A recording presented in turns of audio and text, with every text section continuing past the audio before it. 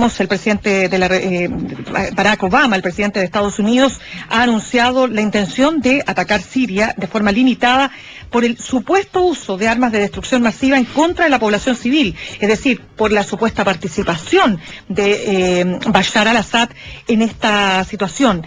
El Premio Nobel de la Paz dijo que el ataque lo realizará previa autorización del Congreso, que debe volver a sesionar el próximo 9 de septiembre, está en un receso por vacaciones, y ayer el secretario de Estado norteamericano, John Kerry, aseguró que las muestras de sangre y de cabello tomadas a personas que participaron en el primer auxilio a las víctimas efectivamente tienen rastros de gas sarín. Hasta ahora, sin embargo, no hay un informe concluyente de Naciones Unidas que establezca la responsabilidad directa del gobierno de Bashar al-Assad en este ataque. Estamos en el estudio con Francisco Coloane. Él es analista internacional, estuvo hace algunas semanas en Siria, es director de Navegación e Ideas, una consultora que se ha especializado en desarrollo social y cultural, es sociólogo, fue funcionario de Naciones Unidas, en fin, es un hombre que sabe de conflictos armados y conoce muy detalladamente lo que está pasando en Siria, y por eso lo hemos invitado a este programa. Nuestro programa de mañana será otro día. Francisco, muchas gracias por venir esta mañana. Gracias.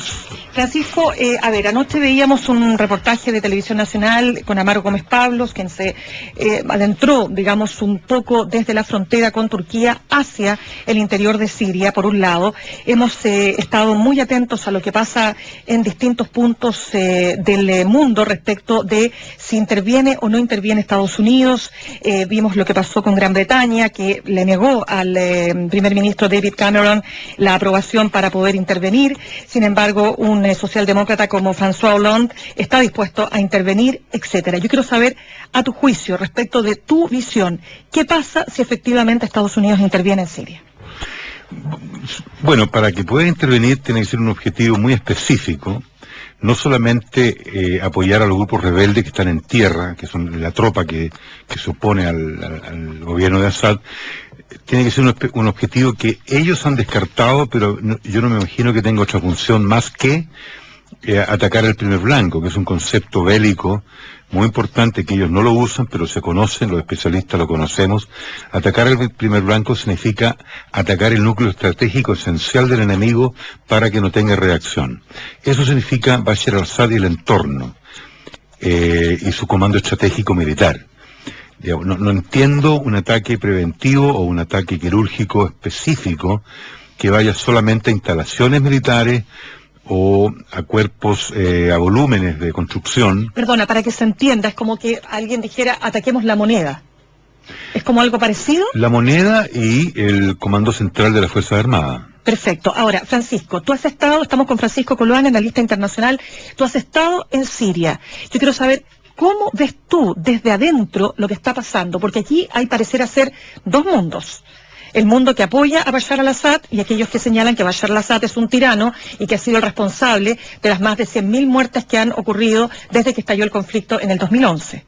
Bueno, de los 100.000 muertos es absolutamente falso, tampoco se sabe que son 1.000 muertos, nadie ha contado 100.000 muertos en Siria, ni Naciones Unidas ni el gobierno. Es todo tan disperso, todo tan desplazado, que es muy difícil, y esa cifra es una cifra que uno va sumando por la cantidad de muertos que se van contabilizando mes a mes, que pueden llegar a los 80 o los 120, por lo tanto es muy relativo. Mucha gente se ha desplazado, no hay un registro, no es como en el conflicto de Irak, que existía la institución Iraq Body Count, o Body Count, en el sentido que había un equipo especializado externo que el gobierno de Irak y después las fuerzas de ocupación permitieron contar cuerpos. Aquí no hay ni la Cruz Roja está contando cuerpos. Ahora, contra y a favor de Assad. Hoy día dentro de Siria, obviamente la mayoría de la población está con Bashar al-Assad, es decir, no quieren terrorismo, porque ellos identifican el terrorismo con las fuerzas externas,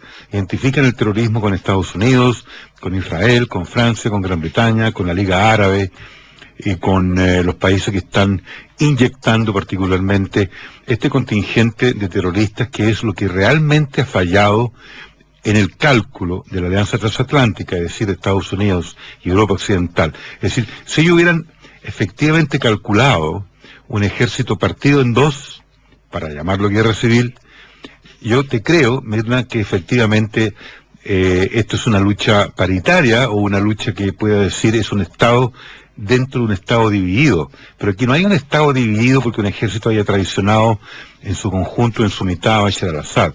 Por lo tanto, ya en la parte conceptual, esto es, vienen una serie de errores sumándose y ahí es donde se justifica, entre comillas, por parte de Estados Unidos, un ataque letal y un ataque definitivo. No es un ataque chiquito, digamos, de darle una elección porque utilizando armas químicas supuestamente. Digamos, los republicanos en el Congreso es muy probable que rechacen, un grupo sustantivo republicano, que rechacen no le den esta autorización a Barack Obama, porque ellos son muy pragmáticos, los republicanos. O vas a algo concreto, pero no sé si tú conoces el concepto de pussyfooting, el juego de los boxeadores, ese finteo. Se llama las patitas de los gatos. El baile de los gatos, pussyfooting. Es decir, este pussyfooting de Obama, la patita de los gatos, que voy, que no voy, que te golpeo acá, no. Los republicanos quieren una cosa específica, McCain lo ha dicho. Y curiosamente, Mirna, Sarah Palin, ¿te acuerdas de Sarah Palin del Tea Party? Ella está en una posición de centro. Ella no quiere intervención del todo. A ver, pero espérame, estamos con Francisco Coloane, analista internacional, estuvo hace algunas semanas en Siria. Francisco, me interesa entender, tú dices que la mayor parte de la población apoya a Bashar al-Assad. ¿En qué te apoyas para señalar eso? Bueno, viajes a Alepo, viajes a Homs, viajes a Sueida, al sur. ¿Por qué estaría apoyando entonces, sin duda, un régimen que ha estado 42 años en el poder? Porque no quieren terrorismo y ellos identifican a Bashar al-Assad con la estabilidad. Ellos identifican a Bashar al-Assad con el progreso económico de Siria. Muchos de ellos identifican a Bashar al-Assad con las reformas políticas que empezó a hacer el año 2006. Él empieza a hacer reformas políticas, el primer líder árabe, que en la zona empieza a hacer reformas políticas del año 2006, e incluso cuando empiezan las manifestaciones, Mirna, en marzo de 2011, Hillary Clinton, entonces el secretario de Estado, dice, démosle tiempo a Bashar al-Assad, que es un reformista. En mayo, la misma Hillary Clinton cambia de opinión radicalmente y dice, Bashar al-Assad debe irse, después de todas las protestas y los muertos que hubo. Ahora, correcto, pero espérate, el comienzo de la primavera árabe en Siria, como lo fue en el resto, ¿no es cierto?, de Medio Oriente. Yo quiero entender, tú dices que es el resultado de un efecto dominó, o tenía razones absolutamente plausibles como para generar el levantamiento que se produce. Porque se produce un levantamiento contra Bashar al-Assad. Sí, pero fue un levantamiento en donde se suma a la ola de primaveras árabes, pero el plan de invadir a Siria con un contingente armado existía de antes. Viene de Estados Unidos, dices tú. Claro, viene del 2003, cuando invaden Irak.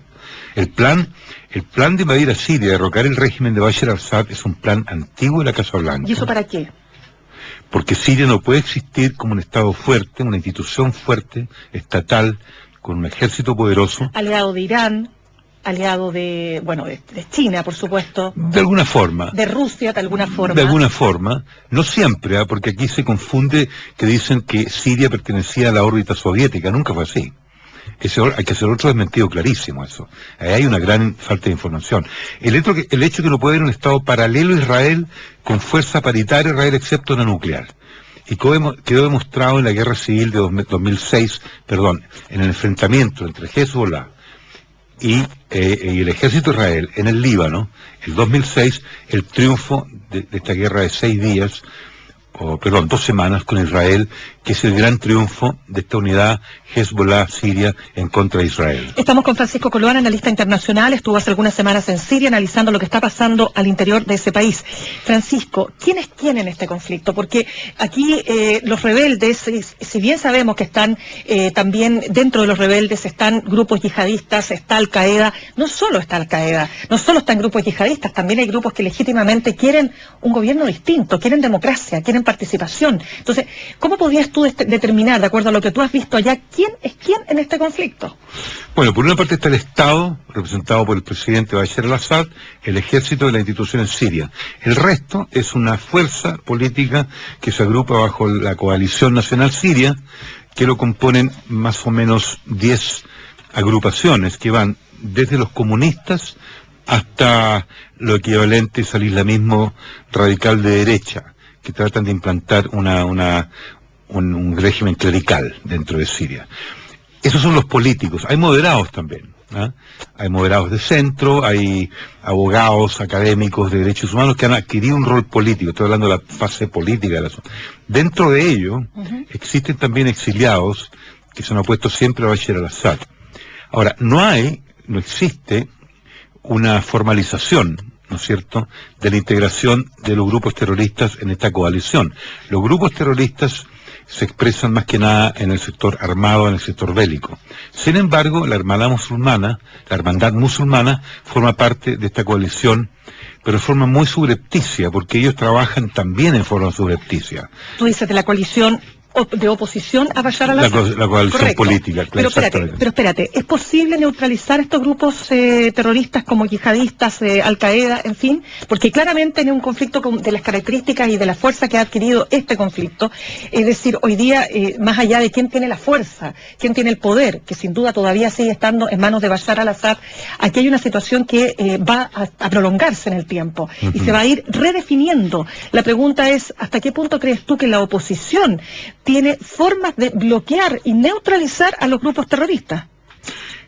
Imposible porque en un conflicto bélico, las características dispersas y fragmentadas de Siria, obviamente que la parte bélica tiene el protagonismo, y lamentablemente el protagonismo de la fuerza rebelde ha sido asumido por los terroristas, que tienen mucha potencia. Y esto quiero hacer un paréntesis muy chiquito.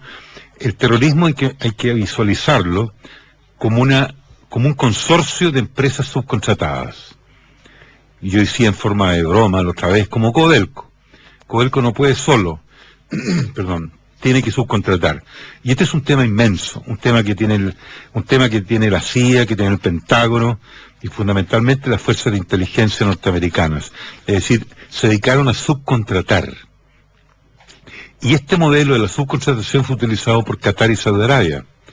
Por lo tanto, la fuerza multinacional terrorista que hay, de yihadista, como tú bien dices, y de elementos de radicalismo islámico, es un negocio para desestabilizar estados.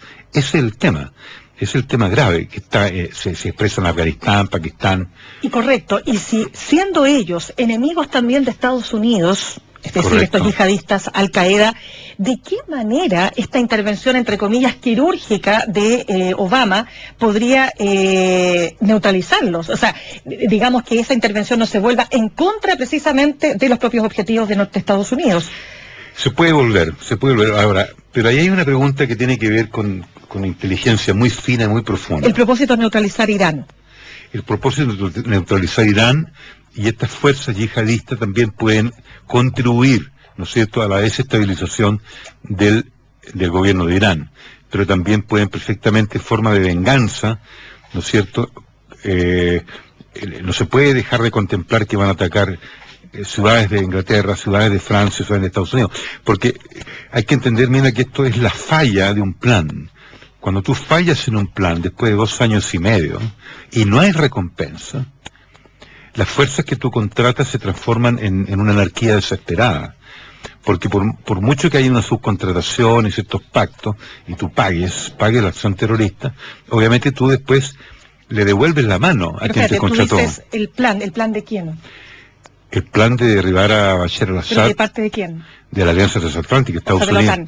Espérame, estamos con Francisco Coloane en la lista internacional aquí en Mañana Será Otro Día de Radio Concierto. Francisco, quiero saber lo siguiente. Aquí ha habido, tú dices, no se sabe si son 100.000, si son 80.000, si son 120.000, pero el hecho concreto es que aquí hay una guerra terrible que ha costado miles y miles de víctimas. Yo quiero preguntarte, las bajas, obviamente por lo que uno, digamos, recibe, estoy de acuerdo que puede haber un filtro que se ponga, porque además no hay libertad de expresión, por lo tanto tampoco podemos saber, digamos, a ciencia cierta cómo está operando el proceso directamente. Pero la pregunta es, ¿qué responsabilidad tienen esas muertes Bashar al-Assad? Es compartida, tú no puedes responsabilizar exclusivamente a un régimen o a un gobierno de las muertes que ocurren en un territorio que está sometido a una guerra armada. Pero los bombardeos, por ejemplo, ¿de dónde vienen? Los bombardeos son mutuos. mutuos. Claro, es decir, los rebeldes tienen artillería pesada, ellos tienen obuses, tienen misiles que salen de hombros. ¿Pero cuál sería el sentido de un grupo rebelde de atacar una comunidad civil, un barrio? Toman la población Juan Antonio Ríos, ahí se instalan y ahí comienzan a disparar y los desplazados se van, la gente se va. Ese ha sido el patrón en Alepo y en Homs. Ellos toman barrios, llegan infiltrados por Turquía. Esta guerra civil, mira, no nace del interior de Siria. Perdón, no hay guerra civil. Este enfrentamiento no nace del interior de Siria. Es una infiltración desde Jordania, Líbano e Irak al comienzo. Después Irak y Líbano se desenganchan del plan de derrocar a Assad. Porque ese es el objetivo. Derrocar al gobierno, nada más. Francisco, ¿qué pasa con el tema de las armas químicas? Lo comentábamos hace unos días con mi compañero acá, Álvaro Pachi. Decíamos, usar armas químicas desde la perspectiva del gobierno de Bashar al-Assad sería como dispararse a los pies. Exactamente. Por lo tanto, ¿cómo te explicas tú esto que sin duda hasta ahora no hay una prueba específica que diga que el gobierno de Bashar al-Assad aplicó armas químicas, pero tiene capacidad los rebeldes o sectores de los rebeldes de operar con armas químicas? Hay contratación. Los rusos han seguido por GPS y por Geospatial instrumentos geoespaciales el traslado de armas químicas de Jordania a Siria. Eso está comprobado, y de Turquía a Siria también. Y es muy fácil poner armas químicas en un cohete, en un obús, en un mortero. ¿Tiene las Naciones Unidas cómo determinar quién fue el responsable? Si esa misión hubiera completado su trabajo, que no lo completó, porque se quedó solamente una semana y tenía visa para 2 semanas, si realmente son serios, imparciales, perfectamente pueden sacar la conclusión abierta todavía de que ha habido uso de armas químicas por ambas partes. Ahora, el gobierno sirio niega terminantemente que en Ghouta por lo menos, que ellos tenían controlado todo ese sector donde aparecen las víctimas el día 21, era prácticamente imposible, como tú bien dijiste, dispararse en el pie. Ahora, Francisco Coloane, tú estuviste ahí, quiero que me cuentes lo que tú has visto. ¿En qué lugares has estado? ¿Cuál es la realidad que a ti te ha tocado ver? Porque no hay otro chileno, porque ayer veíamos el reportaje de Amaro, pero Amaro logró internarse unos pocos kilómetros, digamos, ¿no? Es decir, no deja de ser meritorio, pero en definitiva no entra al corazón. Yo quiero saber, tú que has estado en el corazón, ¿qué es lo que tú has visto? Bueno, yo te puedo relatar el bombardeo de mayo, del 5 de mayo de Israel, el día de la noche de Israel, bombardearon. La gente no se asustó, no salió a las calles despavorida. El día siguiente era un día, no me lo van a creer los auditores, ni tú tampoco. Sí, estaban absolutamente tranquilos, porque ellos han estado acostumbrados a las incursiones de aviones de Israel en forma bastante frecuente. La gente va a las calles, hace su vida, escucha todos los obuses, los ruidos de morteros del alrededor de Damasco. Yo he ido a las periferias de Alepo, en zonas controladas por el ejército. Hay una gran devastación. He ido al sur, a Sueida, a la parte de Druz, que está muy tranquilo, controlada. Me he acercado a la zona de Tartus, que es la zona de la costa. Lo que yo observo siempre son puntos de control del ejército, con ruidos de artillería en los alrededores, y un ejército muy tranquilo controlando el paso de vehículos con los tacos acostumbrados en los controles. Ahora, cuando yo veo un ejército con tranquilidad, no con desesperación, caminando lento, usando los celulares, mirando tus papeles, no hay toque de queda, no hay estado de emergencia. Es decir, en ninguna parte hay un estado de emergencia. Hay recomendaciones, ni siquiera en Alepo hay un estado de emergencia. Digamos, la gente sabe perfectamente que hay una zona tomada por rebeldes y otra zona tomada por el ejército.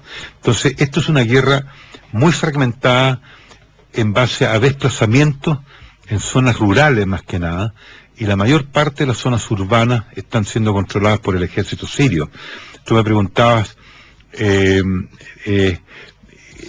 tipo de enfrentamiento. Como yo te explicaba, el ejército sirio ha estado obligado a demoler casas en barrios, por ejemplo, Somonte Ñuñoa, por ponerte un ejemplo extremo, o vamos a Recoleta, un poco más a la periferia. Tú tienes que aplanar con bulldozers para poder instalarte como una unidad militar y poder contrarrestar a los rebeldes o lo que sea, los guerrilleros que están a una distancia de 5 o 6 kilómetros, y ahí se produce la batalla. Ese mismo modelo, ¿no es cierto?, que está en los alrededores de Damasco, es posible trasladarlo a Alepo, a Homs. A veces hay incursiones aéreas cuando se concentran grupos de rebeldes y de guerrilleros, que, te repito, hay una cifra, se calcula que hay 50.000, mi cifra es 50.000 guerrilleros externos dentro de Siria. Es una multinacional de mercenarios mezclados con terroristas yihadistas, mezclados con una serie de, yo le llamo empresas subcontratistas, ¿no es cierto?, del terrorismo. Es decir, no es distinto a los carteles de la droga. Es decir, este es un negocio. Francisco, estamos con Francisco Coloane, analista internacional. Para cerrar, ya nos quedan muy poquitos minutos. Una sola pregunta para finalizar la entrevista. ¿Qué pasa si interviene Barack Obama? ¿Cuál es cuál es el panorama que se avisora, digamos, en lo inmediato? Si interviene con Tomahawk, que la única posibilidad de ser un ataque quirúrgico efectivo, que es el más probado y el más profundo en el sentido del grado de penetración en las unidades del ejército, sea armamentos, sea contingente. Tiene 20 metros de largo, entre 10 15 metros de longitud, y tiene una ojiva o una cabeza nuclear con uranio empobrecido. Es decir, si Obama, el gobierno de Estados Unidos, utiliza Tomahawk de la dimensión y del grado, dicen que los 4 destructores tienen alrededor de 150 Tomahawks. En Libia, para aniquilar el armamento y el ejército de Gaddafi, se usaron 300. La diferencia entre el armamento y el arsenal y el ejército libio y sirio es 1 a 5 en potencial y en volumen y en grado de combate. Por lo tanto, tú te imaginarás, ya los cruceros creo que están armados con 200, pero van a necesitar 1000, por lo menos. Es un desastre. Es un desastre. Es decir, ese es un signo de interrogación inmenso de cuál va a ser la batería bélica, ¿no es cierto?, que van a utilizar. Hay una fuerza especial en Jordania, se calcula esas cifras nunca son ciertas, dice que son 1000, pueden ser hasta 5000 de tropas norteamericanas preparadas como fuerzas especiales para apoyar a los rebeldes. Por lo tanto, lo que yo, del punto de vista bélico, es una amenaza en términos de decir, bueno, aquí estamos presentes los norteamericanos, estamos en contra del tema de las armas químicas, con pruebas o sin pruebas. Y en segundo lugar, ver qué es lo que sucede como hecho político, si efectivamente va a haber una ofensiva rebelde y se experimenta un desgaste en el ejército sirio después de estas incursiones por cohete. Yo no creo que vaya a haber bombardeos con aviones a mansalva, ¿no? Puede que hayan 2 o 3 incursiones, pero yo dudo que se sume, porque esa es la única posibilidad que salgan de Turquía. Hay aviones en Jordania, no creo que la Fuerza Aérea Jordana lo haga, porque eso sería un desastre. Fuerza Aérea Norteamericana sí, Fuerza de Israel, mala señal, pésima señal. Aliarse con Estados Unidos en forma conjunta para atacar un país árabe, esos son cálculos políticos que tienen que estar haciéndose en la Casa Blanca, en el Congreso, en forma muy delicada, no pueden ser desprolijos, y tienen que pensar el efecto político y el efecto humanitario de lanzar ese tipo de armamento que tienen un uranio empobrecido. Muy bien, Francisco Coloane, analista internacional, muchísimas gracias por habernos acompañado esta mañana. Bueno, espero haber sido útil. De todas maneras, gracias. No te muevas de la 88.5. El presidente Barack Obama, el presidente de Estados Unidos, ha anunciado la intención de atacar Siria de forma limitada por el supuesto uso de armas de destrucción masiva en contra de la población civil, es decir, por la supuesta participación de Bashar al-Assad en esta situación. El Premio Nobel de la Paz dijo que el ataque lo realizará previa autorización del Congreso, que debe volver a sesionar el próximo 9 de septiembre, está en un receso por vacaciones. Y ayer el secretario de Estado norteamericano, John Kerry, aseguró que las muestras de sangre y de cabello tomadas a personas que participaron en el primer auxilio a las víctimas efectivamente tienen rastros de gas. Militares o a cuerpos, a volúmenes de construcción. Perdona, para que se entienda, es como que alguien dijera, ataquemos la moneda. ¿Es como algo parecido? La moneda y el Comando Central de las Fuerzas Armadas. Perfecto. Ahora, Francisco, tú has estado, estamos con Francisco Coloane, analista internacional, tú has estado en Siria. Yo quiero saber, ¿cómo ves tú desde adentro lo que está pasando? Porque aquí hay parecer ser dos mundos. El mundo que apoya a Bashar al-Assad y aquellos que señalan que Bashar al-Assad es un tirano y que ha sido el responsable de las más de 100.000 muertes que han ocurrido desde que estalló el conflicto en el 2011. Bueno, de los 100.000 muertos es absolutamente falso, tampoco se sabe que son 1.000 muertos, nadie ha contado 100.000 muertos. Sarín. Hasta ahora, sin embargo, no hay un informe concluyente de Naciones Unidas que establezca la responsabilidad directa del gobierno de Bashar al-Assad en este ataque. Estamos en el estudio con Francisco Coloane. Él es analista internacional, estuvo hace algunas semanas en Siria, es director de Navegación e Ideas, una consultora que se ha especializado en desarrollo social y cultural, es sociólogo, fue funcionario de Naciones Unidas, en fin, es un hombre que sabe de conflictos armados y que conoce muy detalladamente lo que está pasando en Siria y por eso lo hemos invitado a este programa. Nuestro programa de mañana será otro día. Francisco, muchas gracias por venir esta mañana. Gracias. Francisco, a ver, anoche veíamos...